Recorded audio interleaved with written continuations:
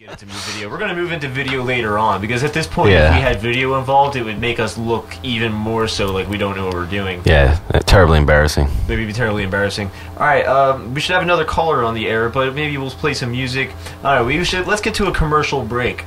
I know what you're thinking, commercial break. Oh, yeah, but we're not profiting from this. We're going to play you something that I think you should actually buy, and I'll be back. Cars don't run. The mail stops getting delivered. Planes don't fly. Law enforcement stops working.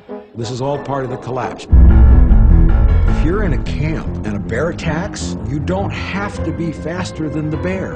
You only have to be faster than the slowest camper. The challenge being faced by the human race now is either a... All right, that was Collapse. Yeah, that's a film featuring Mike Rupert, former L.A. cop. Also, whistleblower. I was an L.A. cop for 30 years. He was. I don't know. 30 years, I don't know, but he was definitely an L.A. cop. The movie's pretty badass. It's basically him sitting in a chair, chain smoking. What are they talking about in that movie? What kind of topics are you interested in? Oh, geez. He talks a lot about peak oil. And basically, a lot. I mean, it all kind of funnels to basically his philosophy. It's a bit, kind of like a biography in a cool way.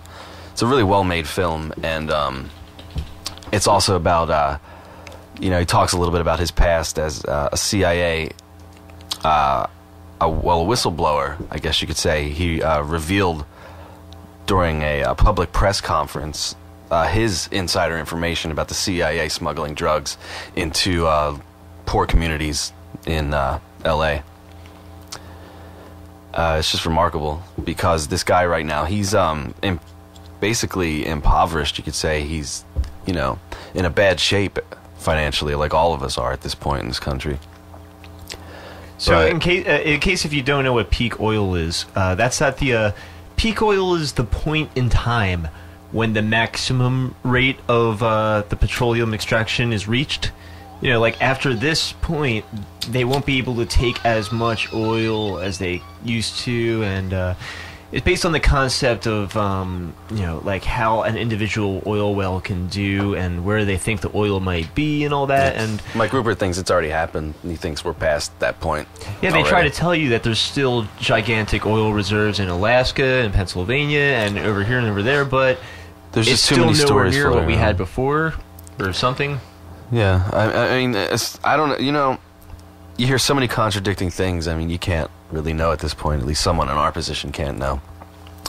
You hear certain people, I forget what part of the world, maybe South America, I believe, there's rumors of reserves being found that are bigger than Saudi Arabia's, like newly found reserves.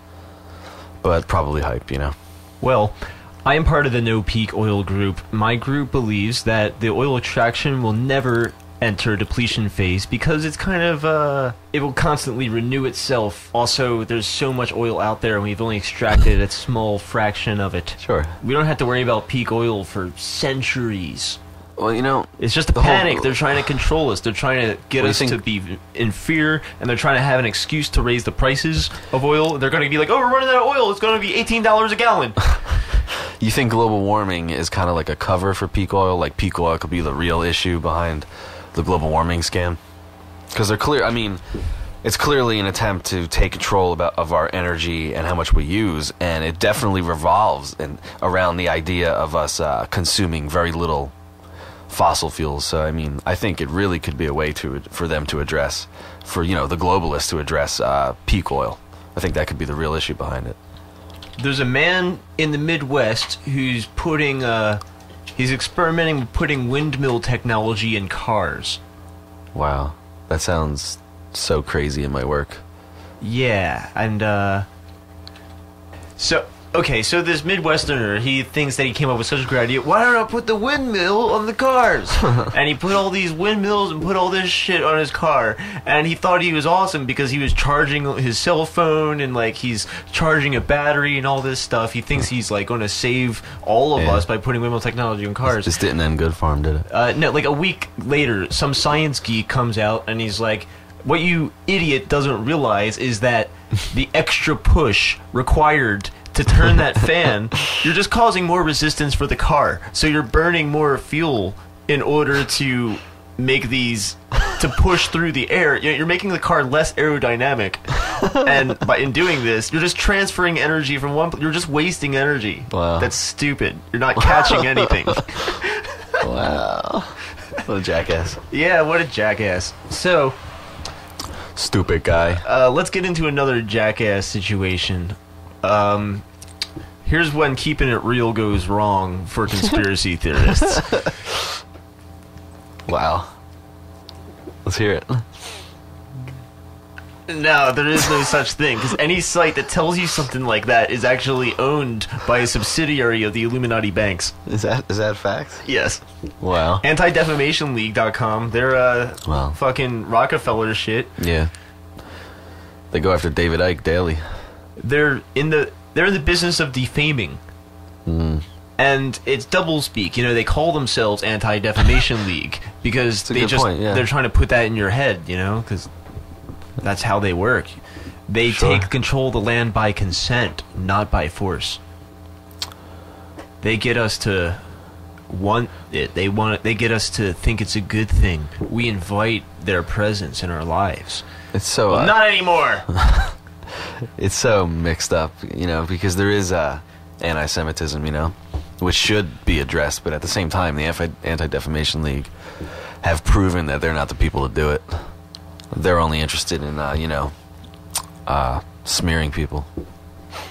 And really, in certain instances, destroying people's careers. It's such a low blow. It's so easy to do that to anybody. You know, you can When you have unlimited accuse anyone of resources, being yeah. racist or sexist or ageist.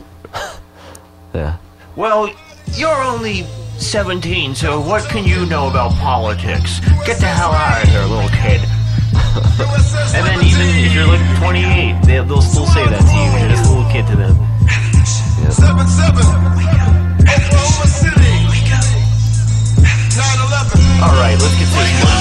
Grassroots movements are rarely in existence. They get controlled and pigeonholed by the very same opposition. I can't believe you ain't canceling your subscription. You fell victim to the fraudulent two-party system. They both owned by the offshore banks. If you don't get on board with that, you walk the plank, point blank. They neutering the men, giving them estrogen. It's Nazi Germany on crack, steroids and mescaline. They're pirates operating under a different law. Maritime admiralty shit, brother, is getting raw. School children getting put up against the wall for mandatory vaccines, which show them things against the law. Ain't it a shame all the games they play? Patriots under surveillance with some names they say. It's all controlled by blackmail and prostitution. You're about to see a real revolution. Wake up, boy, there's a light at the window. I can hear someone knocking on the door. There are voices in the street and the sound of running feet, and they whisper the word revolution. The only unregulated private entity on the planet. This private, super secret bank is the most secret aspect in all of the government.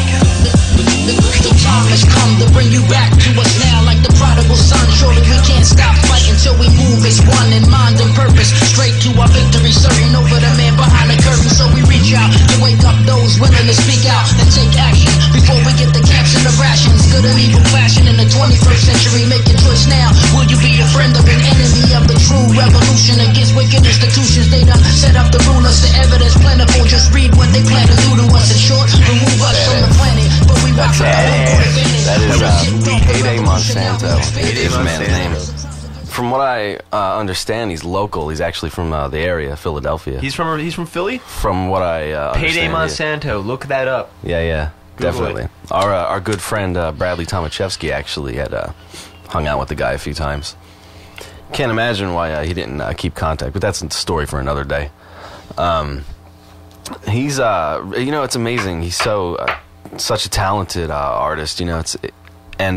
It's a bummer though, you know, because I mean, when you are honest, It's a bummer, in, man. in that sort of a way, it's a big bummer because he probably won't be able to achieve the success that he honestly deserves. I mean, No. he trounces so many of these clowns. Probably alienates you a lot of people. A lot of people don't want to be associated with someone who runs out and speaks truth. know? Yeah, it must be tough, you know. Right.